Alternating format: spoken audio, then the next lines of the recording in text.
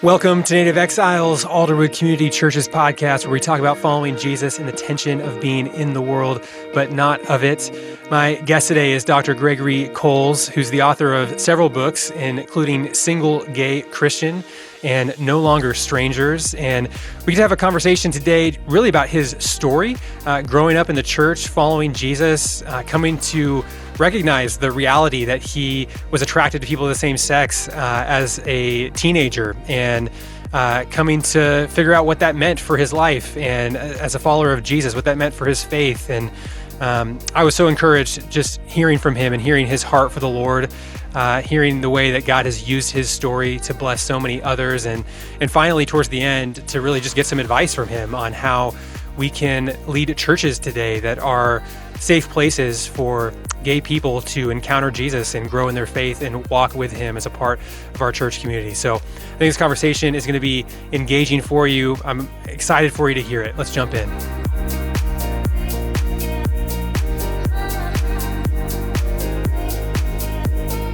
All right, Greg, thank you so much for joining me today. Oh, what a pleasure. Thanks for having me, Wyatt.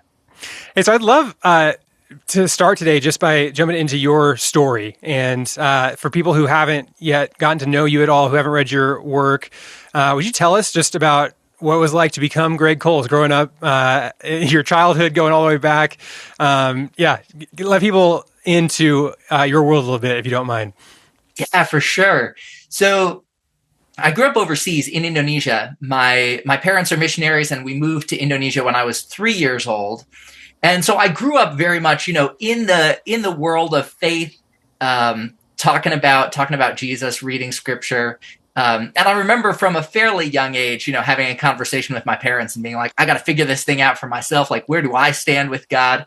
And so faith was always a really big part of my life. And because I was running in Christian circles, this means that when the time was right, I started going to youth group.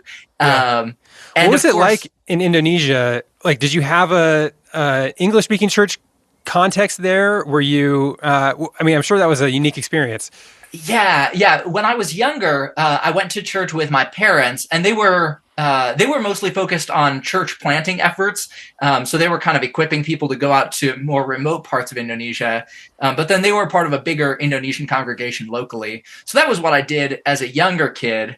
And then around sometime in middle school, I felt like I wanted to be in a place where I could be a little more personally involved. And the Indonesian church we were at was just too large, and I sort of stood out too much as a white person to really be able to get embedded in those parts of church life. So there was an English-speaking international church in the city that we lived in. And so in middle school, I started going there just because I wanted a church experience that felt a little more like I could invest personally. Yeah, that's great. And to describe that church, what was that church like when you were going to youth group there? Oh, I have so many fond memories of it. And it's interesting. When that's the only English-speaking church in the city that you live in, you don't have the same kind of like comparison game that I think is easy to play when you live in the U.S. in a place where you're like, there are 14,000 churches within like a 1 hour drive of me. So that I think formed in some really interesting ways my sense of like, these are the people who love Jesus. And so, we were pretty wide ranging and pretty messy in like the ways we thought differently from one another on certain things. But yeah, it was, I think back to it, and I think back to a lot of sweet folks who really love Jesus and were really trying in their own messy ways to like help each other follow him. Sounds like church to me. Yeah. Oh my gosh. It was lovely. Yeah. That's great. So sorry, I cut you off. You started going to youth group there. Yeah. And I think, again, like my memories of that youth group, by and large, really, really positive. But one of the interesting things about youth group, certainly at the time that I was going to youth group, they would have these moments where they would split the boys and the girls up, and you always knew if they split the boys and the girls up, like we were going to talk about sex. Yes. And so, like I remember at this stage in my life, all the girls seemed like freakishly tall and wore a lot of eyeshadow. So they'd send them all off to one room, and then they'd get the boys together and they'd be like, look, boys, we know what you're going through. You want to look at pictures of naked women, but don't do it. And I was like, got it. No looking at pictures of naked women. And I don't mean to brag, but I discovered that I was remarkably good at not looking at pictures of naked women. Yes. so good at it that I started to feel like I was like the holiest 12-year-old in the world. Because they're over here being like, oh, this is every young man's struggle. You're all going through it. And I'm feeling like I've been spared because I just love Jesus so much. Did you pretty quickly recognize that was a different experience than the other boys that were in that room? Like, did it feel odd that, seemingly everybody else maybe was resonating with the message that you're having a hard time not looking at pictures of naked women? I think the weird thing, when you hit puberty, the weird thing is like, you don't know. It's funny, even as I say the word puberty, you can hear like that crack in my voice and just hearkening back to those days. There's this weird sense that you're all on a slightly different like developmental trajectory. Yeah. And so I think some part of me was like, well, maybe I'm just like, my body's just waiting. Like maybe I'll understand what they're talking about in a year or two. And then another part of me thought, maybe I genuinely did feel like, I'm so invested in Jesus and I can't see why Jesus would possibly, allow me to have like, that just seems so foreign to the way I think about the world. So maybe I've just sort of struck it lucky. Yeah. And this is, I've just sort of been spared. So that was my default interpretation of things. Maybe this will happen later, but I think I'm just really, really blessed. Yep. Yeah. That's good. And how long did you stay in that state? It was probably, it might have been a year or so of like a slowly increasing awareness that while on the one hand, I was, doing a remarkably good job of not looking at pictures of naked women. Like on the other hand, there was this part of me that nobody had given me language for. So I wasn't anticipating like, oh, this might be what it would feel like to develop an attraction to someone of the same sex. And I think because I wasn't braced for it, it kind of snuck up on me. So I had sort of compartmentalized in my mind, like, oh, in this part of my brain that people call the sexual part, everything is peachy. And then there's this other mysterious thing that I haven't even sort of connected the dots to understand that that's actually part of the same conversation. And so, yeah, there was a moment at which, you kind of go from not realizing that to realizing it, and it's sort of hazy, but then you work your way through the haze. And I remember thinking like, oh no, here I was thinking that I was like the holiest 12-year-old in the world. And now I'm beginning to think that I might be like the worst possible 12-year-old in the world. Like maybe I'm just so awful that nobody bothered to warn me that people like me might exist. Wow. Which really transforms your self-perception. In negative ways, but it's also an important part of the Christian journey to recognize that we are indeed more deeply sinful than we had been led to believe. Definitely. Yeah, what image or narrative did you have at that point in your life about gay people? Growing up, Christian missionary parents, and I don't know how that church spoke about homosexuality, but as you maybe had the dawning of that realization of an attraction towards people of the same sex, what category was that in your mind at that point? There were only a few contexts in which I really heard about gay people or about the possibility of people being attracted to the same sex. And those contexts were like, I remember reading an article as a teen about like a big name evangelical pastor who had sort of had a fall from grace, and his fall from grace was specifically connected to some kind of sexual behavior with the same sex. Yeah. And so I remember thinking like, oh, those are the people who you think are doing great with God, and then actually you realize just how scummy they are because they're gay. Yeah. And then I remember that there would be, and this wasn't a common experience at the church that I was at, but again, it was, the one English speaking church that I was aware of in, a city of 2 million people. So it was a pretty wide range of people. And so once in a while you'd have a sermon at church where somebody was trying to articulate, evidence that the world is so deeply fallen. And I mostly remember the idea of same-sex sexuality showing up as like a punchline to prove the world's sinfulness. Right. Right. And so I think in my mind, there was this sense that the people that a word like gay described were supposed to be these people who were so sort of distant from me. And yet I would also at times hear the word gay and be like, but it sounds like that word is also about me? ? And right. So it was, I think it was really disorienting to feel like, I'm pretty sure those people are villains. And I'm also pretty sure I might be one of them, question mark. And you, at this point, I mean, it sounds like you were pretty secure in your faith, in your love for the Lord. Is that true that at 12, that you had a genuine faith at that point? Yeah, certainly I would say so. And I mean, genuine faith in the deeply flawed and ever evolving way that we all do, for sure.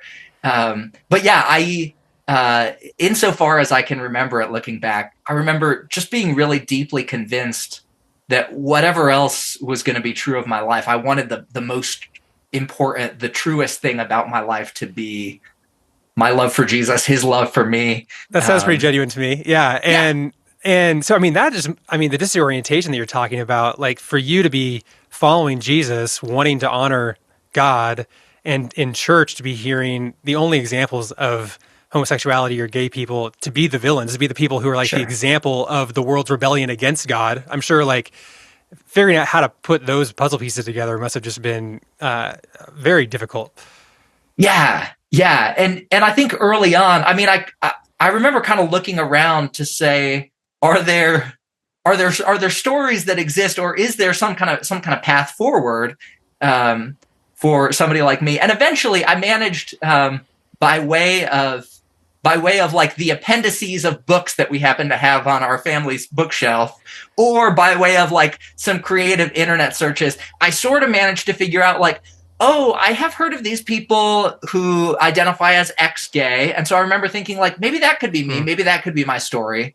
And then I also remember really sort of at a distance hearing about some people who had arrived at a revisionist reading of scripture and had come to the conclusion that actually there was room for them to follow Jesus and to be in a same-sex relationship. So I remember being aware of sort of both of those narratives, like maybe the ex-gay narrative, maybe the same-sex marriage affirming narrative. And are you at this point kind of figuring that out just on your own in secret? Very much so. I did like accidentally come out to my brother for like a week when I was in 7th grade. Because he asked me some like honest question about my life, and I was a pretty honest kid, and I couldn't come up with like a true but evasive answer in the moment. And so I just was like, I think I'm gay. And so he and I had like a sure-ish conversation about that at the time, and he really didn't know what to say. I mean, if I was in 7th grade, he would have been in like 10th grade. So, well, you said it only lasted for a week. Did you walk it back somehow? Well, yeah, like a week later, he being very like attentive, wanted to check in with me. So we had a moment alone again, and he was like, "How's it going?" With like, that. Yeah. And I was like, I think it's getting better. Like, oh yeah, it's definitely getting a little better. And so, like after that, like we never talked about it again for like a decade. And I could never remember in retrospect, like, did he never bring it up, or did he like start to bring it up and I just changed the subject every time? But he was attentive enough to also pick up on my like, Greg doesn't want to talk about this. So, yeah. So yeah. And after that, it was about a decade before I talked with anybody else. So yeah, all through middle school, high school, college. So this is post-college, before you talked to anybody else about it. Yeah. And who were the first people that you talked to about it? The first people I talked to were all friends. So there was the year after undergrad, I started working for a church, and there was a college student in the church's college ministry who was just a year or two younger than me. And we were pretty close. He asked a good, thoughtful question. And once again, I didn't have a good answer that was not an honest answer.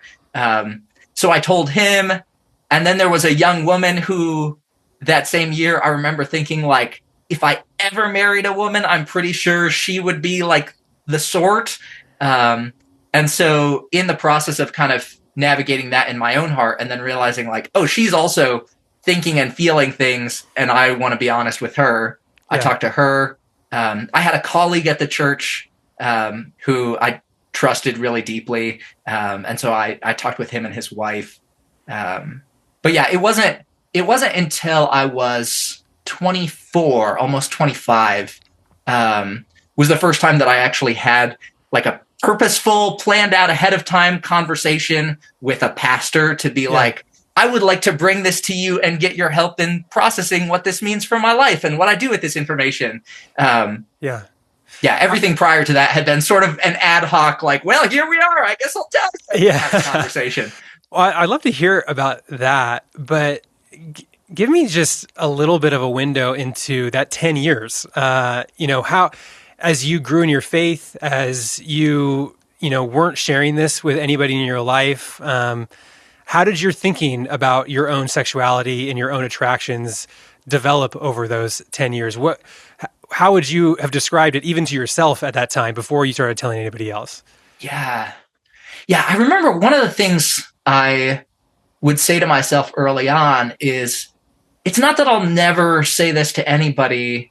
I'm just waiting. I'm waiting to tell people until I can tell them in retrospect. Like, I'm waiting until this can be a story of a thing that I used to feel back when I was in middle school. Oh my goodness. How many of us have done that in so many other ways too? Yeah. Once I fix this, then I can tell people that I struggled with it at some point in the past, whatever that may be. Absolutely. Yeah. And I think, and part of that, in the Christian context that I was in, again, there wasn't a strong kind of ex-gay narrative in those communities, but that was kind of the default assumption, is if anybody was really thinking or talking about same-sex sexuality, it was with this mentality that said, oh, well, if you're gay, it's probably your parents' fault. Like, we're pretty sure something went wrong developmentally because your parents are not the greatest. And that narrative didn't really work for me. I mean, not that my parents were perfect, but they were lovely. Yeah. And so I was a little suspicious of, like, I'm not sure it's like kind of responsible to, like, blame my parents for something that doesn't really seem related to them.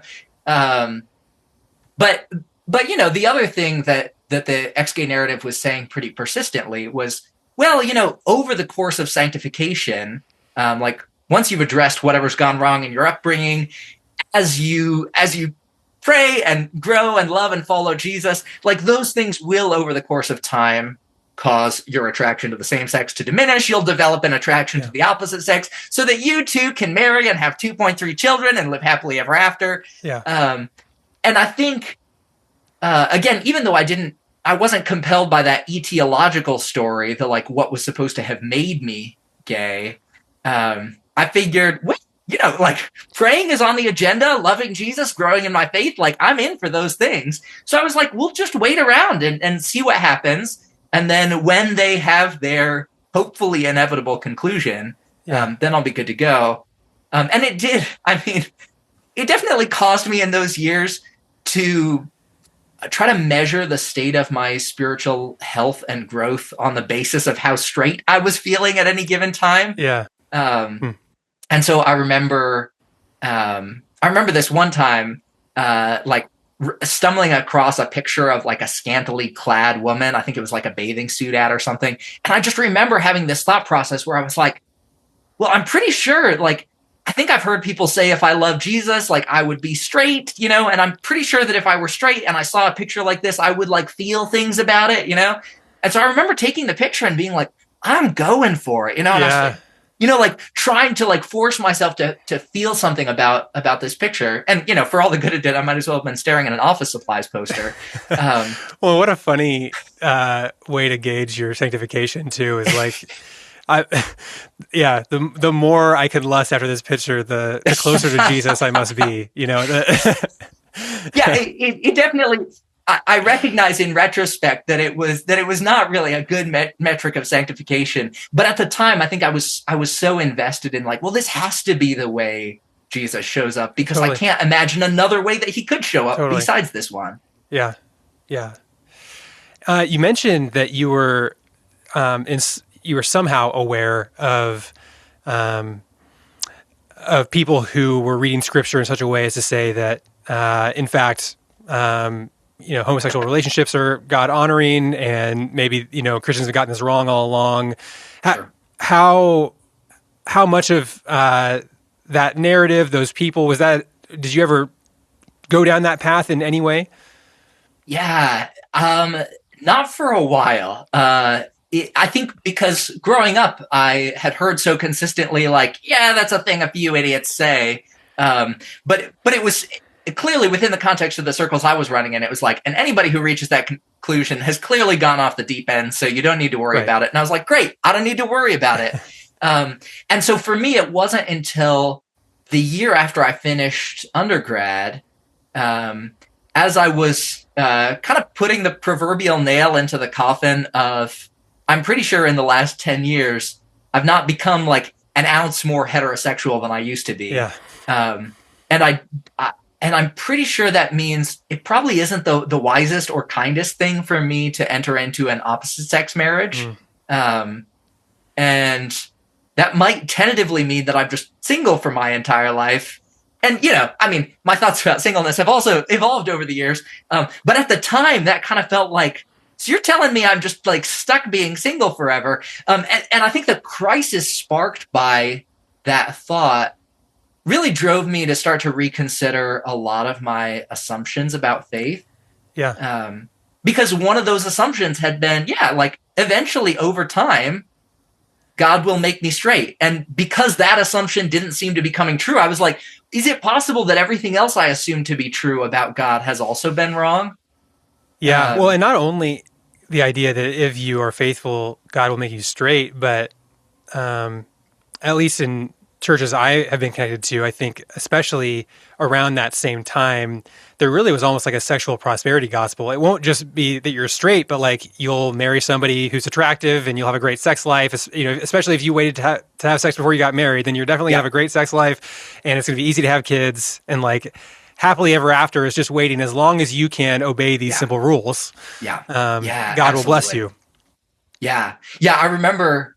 Because I very much came of age all of those stories were kind of at their peak, and one of the things that's been interesting for me in switching to a mentality that says my understanding is and God's welcome to change it, but my understanding is it seems I'll be single for quite a while, quite likely my entire life, and it's weird when you've grown up hearing, oh, you need to save yourself for marriage, and the whole reason you shouldn't have sex now is so that you can have mind-blowingly good sex when you get married. Right. Suddenly you're like, I'm probably not getting married. And all of a sudden your whole rationale for chastity. Yeah, like, the whole equation doesn't work. Yeah. So it really did force me to reconsider some things. But yeah, there was a lot of kind of a prosperity gospel is a good way of putting it, a kind of triumphalism that said, look, you just do the things you're supposed to do with God, and then he's going to make everything work out in the way you want. And so it was really tricky to come to grips with, following Jesus. Like, Jesus will be kind, but the kindness of Jesus may not always look like the thing you've convinced yourself Jesus owes you. Absolutely. And so to grieve the death of the things that I thought Jesus owed me, required wrestling with a lot of the questions that I had set aside, including this question of like, is there maybe a way that I can reread the text of Scripture in a way that creates space for me to pursue a same-sex relationship? Right. So I spent a year or two. I was working for a church for 1 year after undergrad, and then I started graduate school. And so it was probably over the course of about 2 years that I'd begun learning ancient Greek by that point. So I was digging into the Greek. I was watching my lectures on YouTube. I was reading all these books on the subject. I remember I had a friend come over at the time while I was in grad school, and he was perusing my bookshelves. And he told me this like years later after I'd shared much more of my story with him. But he was like, I do remember the first time I came over being like, wow, this guy has a lot of books about sexuality. Yeah, that's good. You 24 in that age, you for the first time sit down with a pastor and talk about what's going on in your heart or mind. And what was that like? Did you get good pastoral care at that point? I'm sure there was a mixed bag as more and more people found out, but what was the experience like of being honest about that aspect of who you are within the church community? That conversation, again, like you said, I've had a lot of conversations at this point, and they have gone in a variety of ways. But that first conversation with my pastor was just so good, so healing. And I think one of the things that was really remarkable about it I remember his name's Aaron, my pastor there in Pennsylvania. And I remember Aaron saying, Greg, like, I'm really glad we're having this conversation, because I've actually thought to myself for a long time that people like you probably have to exist. And he was like, and now here you are. And I remember saying to him, like, well, yeah, and I'm not exactly sure why. Like, well, here I am, but like, what good does that do any of us? And he just said, that's a great question, and I'm honestly not sure either. Like, I don't know what you'll go on to do, with your life, with this as part of your story. But he was like, but what I know for sure is that you're not a mistake. And that, I mean, the way he said it, in his mind, it was this like theologically obvious statement. It was like so banal that it shouldn't even need to be said. Like, obviously none of us is a mistake. Like, obviously God is purposeful in the ways, he allows us to lead the lives we lead. But for me, it was just this like mind-blowing revelation that the invitation of Jesus to me was not, go ahead and suffer through kind of a second-class Christian existence. You'll never really be you'll never meaningfully follow Jesus. You'll always be kind of an embarrassment that we'll shove in the back corner. But it was actually like, no, like, within precisely the life that you've been given, like there are good and beautiful things that Jesus might have for you. And so that conversation really sparked my theological imagination to ask, how might I actually like choose to live my life in a way that's much more purposeful? That's really cool. If you don't mind sharing, I'm sure as you continue to have conversations with people, as you continue to be more open about your sexuality and what that journey was like for you, I'm sure you also had some negative interactions with probably well-meaning Christians, and maybe some who were not as well-meaning. But yeah, I mean, tell me about that. I mean, tell me about what was maybe some of the harder parts of being in the church community as you're figuring out what it means to follow Jesus as a gay person. Yeah.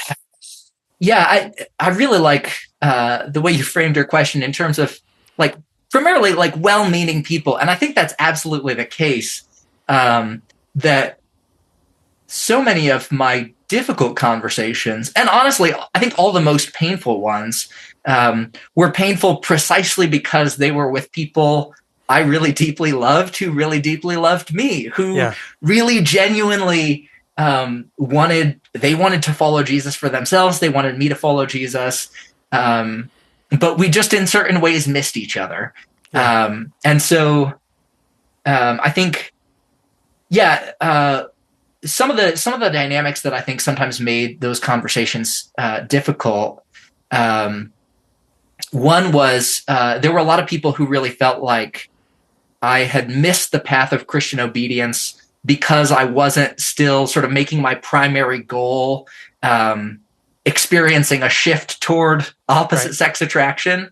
The part of my story at which I said, I'm not sure that Jesus is terribly interested in changing the pattern of my attraction. At least he hasn't seemed interested in that so far. But I also think, I mean, hearkening back to, 14-year-old Greg, who's like trying to lust after a picture of a woman. Like, I also don't think my spiritual life or my holiness would be improved if I could erase all the same-sex sexual temptation and plop in its place and equal an opposite amount of opposite sex temptation. Yeah, correct. Like, the only thing that does is maybe make me more situated for marriage. But the only reason that marriage would improve my spiritual life as opposed to singleness is if we believe that the marital state is sort of an inherently better and holier state. And the myth that the marital state removes all of your sexual temptation. Which absolutely. It does not. So, yeah. That's the rumor my married friends tell me, for sure. Yeah. I can attest to that one personally. That group that you're describing of well-meaning Christians, I mean, that certainly was, maybe still is, actually a very broadly held idea that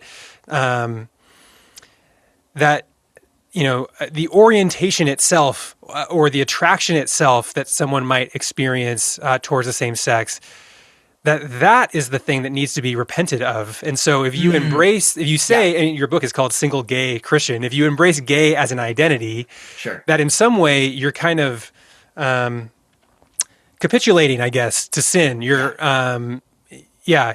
taking on sin as an identity. I've heard people say, that Sure. sort of thing. And so it sounds like you were encountering that in some way in the church.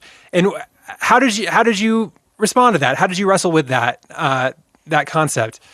Yeah, I think for me, it was really helpful to differentiate attraction broadly from temptation, specifically from lust. And as I understand those three categories, I mean, when I talk about attraction or what some people will call sexual orientation, like I'm just sort of talking about a general pattern that I've noticed over the course of my life. Like insofar as I experience attraction, insofar as I experience sexual temptation, I've noticed that it is only and always directed toward people of the same sex. This is an observation I've made about myself. Yeah. Which doesn't mean that at any given moment, I'm like always experiencing, attraction. Certainly not that I'm always experiencing sexual temptation. It just means when I do. So, and then we come to the question of like, is it a sin to experience sexual temptation? And here's where, is it a sin to experience any kind of temptation? There is within the Reformed Protestant tradition, there are some folks who would say certain kinds of temptations are themselves morally culpable sins. And the reasoning for that will be a particular reading of James chapter 1 and Romans chapter 8. And there are a number of reasons I don't find that terribly compelling, a lot of which would get us into like all kinds of textual nitty-gritties that we probably don't need to. But one thing that's been really helpful for me is remembering the words of the author of Hebrews describing Christ, who the author says was tempted in every way just as we are, and yet without sin. Right? Not tempted in some ways, sort of like we are, but actually in every way and just as we are. And so to recognize like anything that is true of our human experience of temptation is something that Jesus himself experiences. And because Jesus has experienced it and experienced it in such a way that he walked faithfully with the Father, that gives us hope that we too can walk faithfully with the Father in those things. That we can become people who, I love how the beginning of James chapter 1 says, consider it pure joy when you experience trials or testing of many kinds. Most translations will say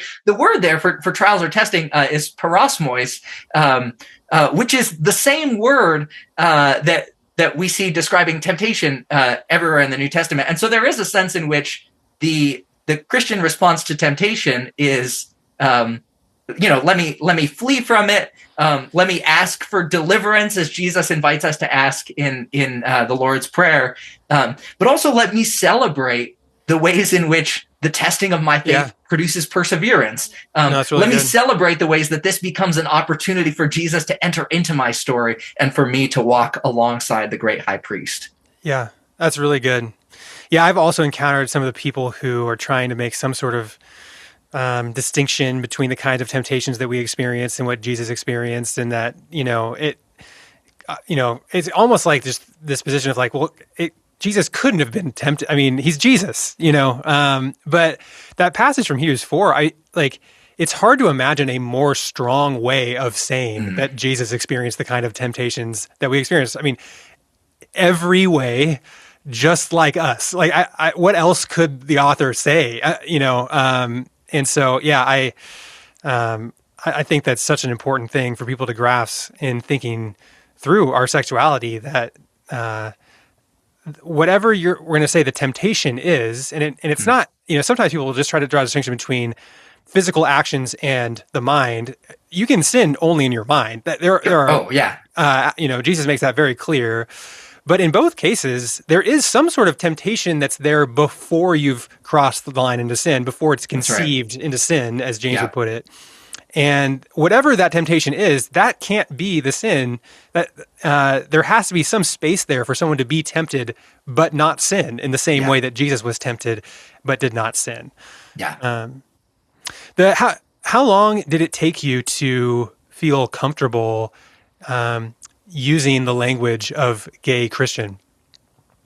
Yeah, it's funny how I came upon that language because really the only reason I needed any language to put around my story was because I started telling the story for quite a while. When I first sort of landed in the camp of, I'm pretty convinced that I'm going to be celibate for my entire life.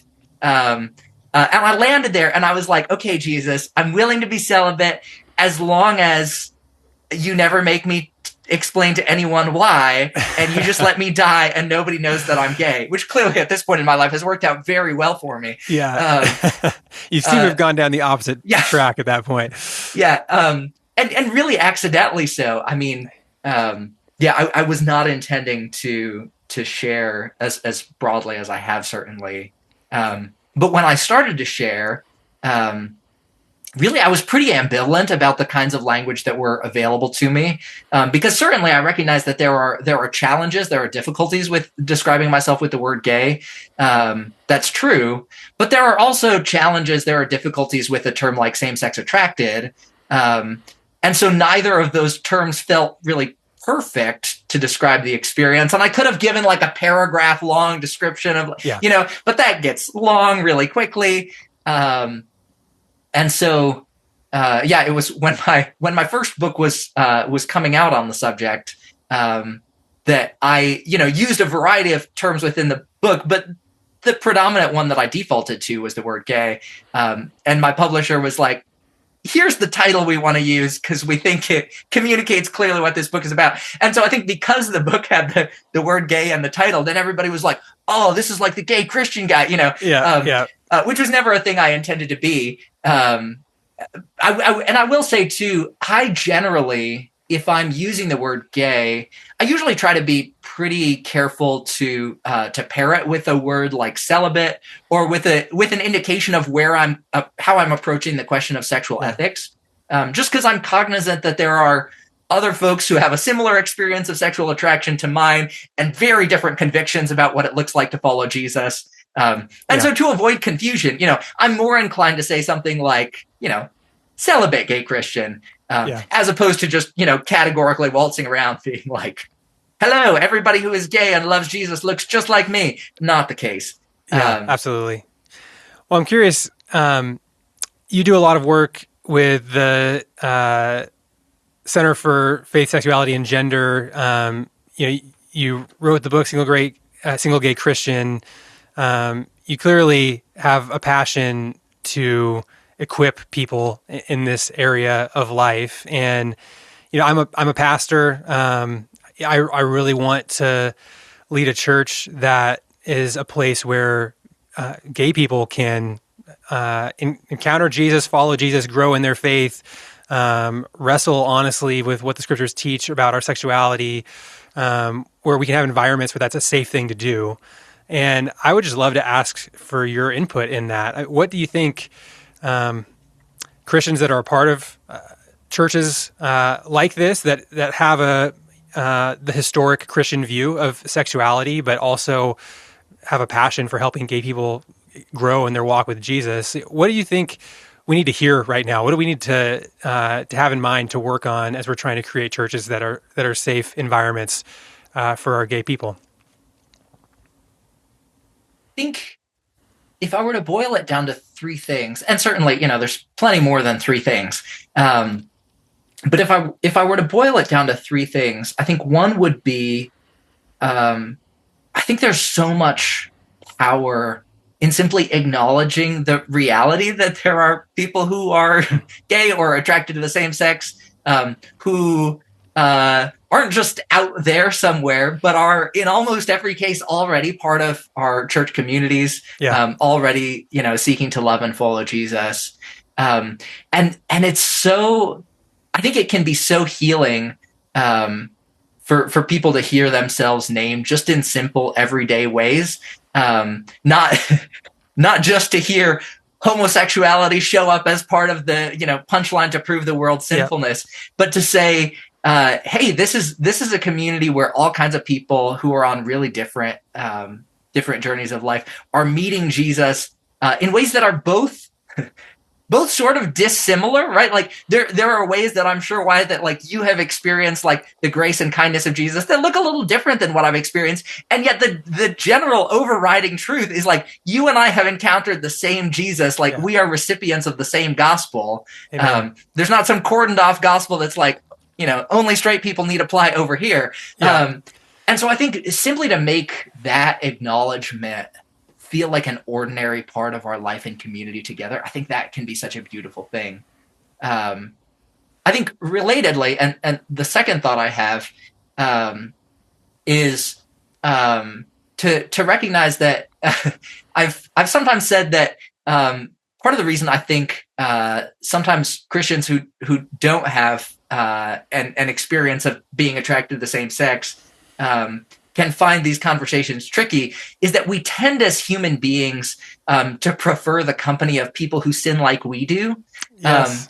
There's a sense in which we just feel so much more at ease with somebody when we feel like, oh, even insofar as I see you not following Jesus, I can picture myself not following Jesus in the same ways. And so I feel compassion for you in that. Yeah. And the inverse is also true. Like people who sin in ways that we can't understand it feels worse to us. And that's not true. I mean, I guess it may be true, but it's certainly not always true. It's just, it's like, I think in your language is perfect. It's less comfortable to us because we haven't experienced it ourselves. I think that's absolutely the case. Yeah. Yeah. And so I think the more we can just sort of switch out the question and say, how would this question look and feel different to me if the thing we were talking about were something I experience instead of something somebody else experiences? Like I think, for instance, of, the conversation we were just having about, is sexual temptation itself a morally culpable sin?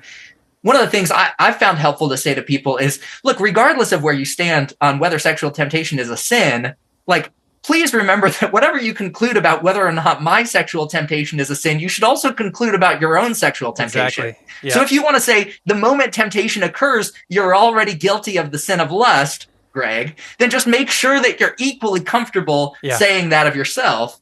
So I think, I think the more we can recognize, I love this rhetorical move that Paul makes at the end of Romans chapter 1, moving into Romans chapter 2, right? Romans chapter 1 contains, the lengthiest and clearest description of same-sex sexual behavior as something that's outside of God's vision for humankind.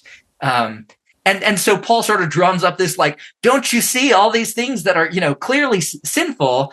And he does all this to get us to the point at the beginning of Romans chapter 2, where he says to his readers who are feeling really great about identifying sinners out there, he says, you therefore have no excuse, you who cast judgment on someone else, because at whatever point you judge, you yourself stand condemned, because you who judge do the very same things. And I think the more we can approach Jesus and approach one another in community with that kind of posture that says, everything I think I might discover about your sinfulness, I discover that much more about my own sinfulness, about my own need for grace. I think that would situate us really well. And then third and finally, I think one of the things that could really revolutionize the way we live in Christian community together is just rethinking our vision for what marriage and singleness are meant to be in relation to one another, and to see a positive vision for singleness, not simply to see singleness as that sort of purgatorial default zone where the losers hang out until they get their act together. Well, I'm so glad you raised that. Because I think it's the hardest part of discipleship, I believe, in a church context like mine, which is that, and I did youth ministry here for almost 10 years, to say to, because the Exiles movement had all kinds of problems, and it's, a good thing that we're past that at this point. But it did have the benefit, I would say, of telling a 16-year-old, there's there's a good chance that this is going to change, that you won't be gay. We can get past this. And so kind of the dream that we've put out there of marriage and kids and all of that, like hang on to that hope. Sure.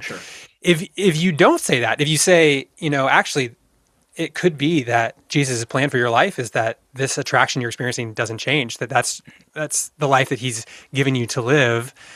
And it's still true that his view of sexual ethics is such that sex was created only for a marriage between a man and a woman, and it's not honoring to Jesus to pursue same-sex relationships. When you put those two things together, I think the initial reaction from many people in that situation is just like, you're condemning me to a less than a full life. If I can't be married, if I'm never going to have kids, how is that anything other than kind of a second class existence? And so, what would you say to somebody who is in that spot right now? I think I would want to return us to the ways that Jesus and Paul talk about singleness. I think in Matthew 19 of how Jesus, in responding to a question about divorce and remarriage, as he sort of lays out, God's vision for sexual ethics and for the lifelong nature of marriage, the disciples are like, well, if this is the case, it's better not to marry. And Jesus, instead of being like, no, it's obviously better to marry. What he says is like, well, there were some who were, right, born eunuchs and some were made eunuchs, and some who have, I think the NIV says, who have chosen to live like eunuchs for the sake of the kingdom of heaven. Right. The Greek there is just eunuchizo, some who have eunuched themselves, which is a bit more graphic, but you can see why the NIV went with the metaphorical translation. Yeah, who have made themselves eunuchs, but it's still for the sake of the kingdom is how that ends, right? Yes. Yeah. Some who have made themselves eunuchs for the kingdom. Yeah. Yeah. And then his concluding phrase is, the one who can accept this should accept it. Right. Right. This weird invitation into a first century culture that says, well, anybody who's anything has to get married. If you don't get married, you'll never leave a legacy.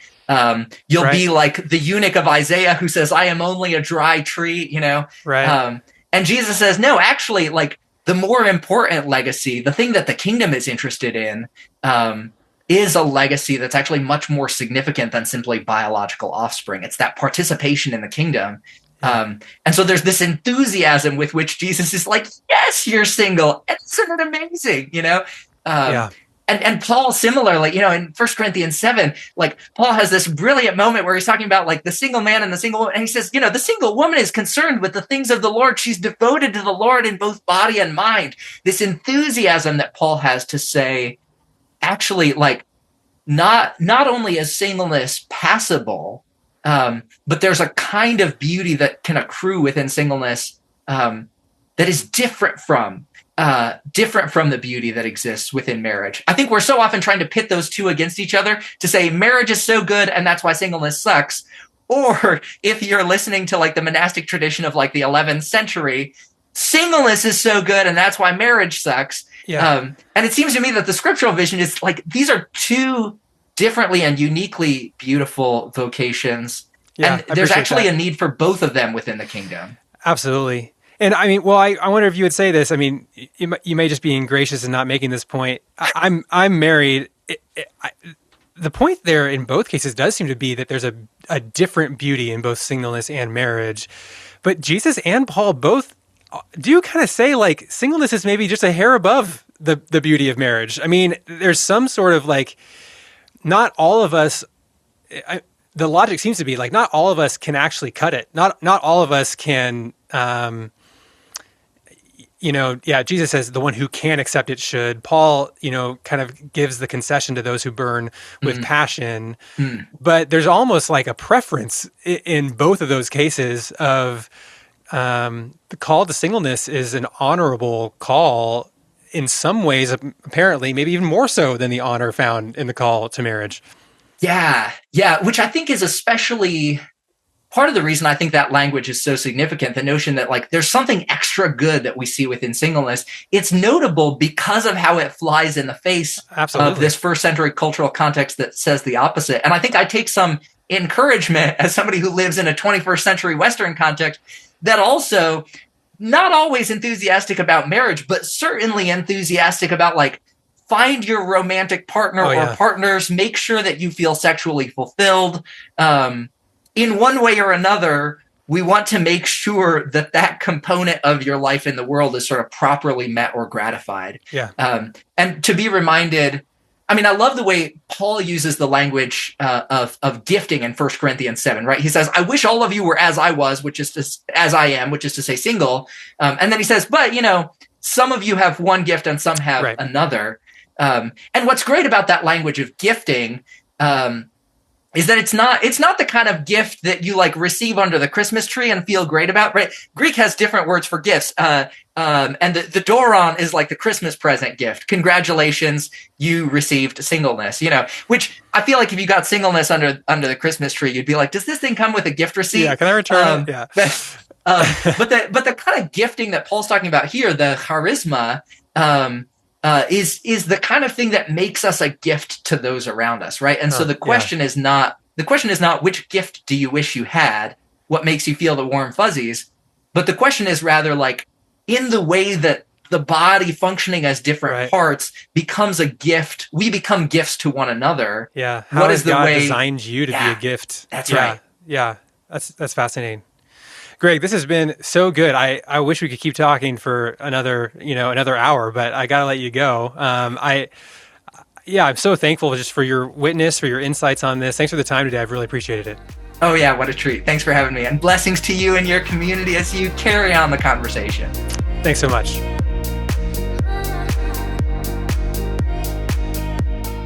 Thank you for joining us today. That was Dr. Gregory Coles. If you're interested in reading his books and following him more, you can find his resources at gregorycoles.com. We will throw a link to that in the show notes. And I do encourage you to read some of his books. Single Gay Christian was super helpful in thinking through issues around human sexuality and homosexuality in particular from a biblical worldview.